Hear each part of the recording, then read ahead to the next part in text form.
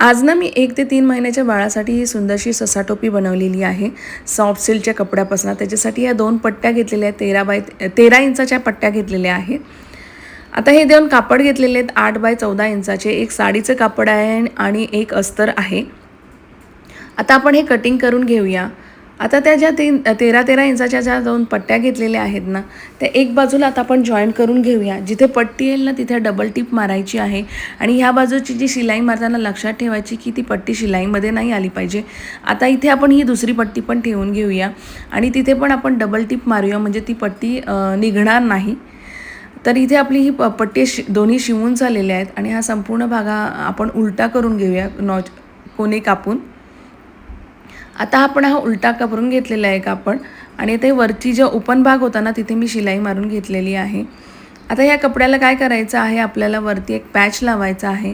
त्याच्यासाठी हे मी पैठणीची बॉर्डर घेतलेली आहे 4.5 बाय 4.5 इंचाची. सर्व मार्किंग मेजरमेंट्स मी वरती लिहून देते आहे.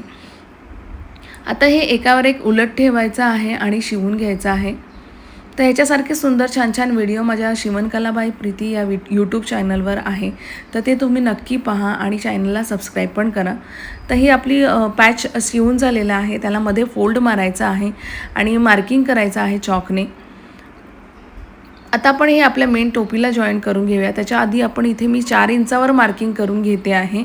मोठी टोपी असेल तर 4.5 इंचावर मार्किंग करून घ्यायचं. हे लहान बाळाची 3 महिन्याच्या बाळाची आहे ना, म्हणून 4 इंचावर इथे मी मार्किंग करून घेतलेलं आहे. आणि बरोबर आपला पॅच त्या 4 इंचापर्यंतच लागला पाहिजे असा लावायचा आहे तो पॅच. तर इथे बघा एक बाजू मी इथे लावून घेते आहे.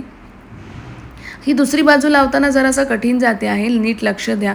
तर मी काय करते आहे बघा, तिथे समोरच्याच बाजूने आपल्याला लावायचं आहे. एक बॉल पिन आपण फिक्स करून घेऊया, म्हणजे ते हलणार नाही आणि व्यवस्थित आपल्याला शिलाई मारता येणार.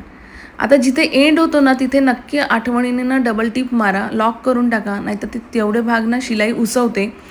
तर हे बघा आता इथे मी शेवटपर्यंत शिवून घेते आहे.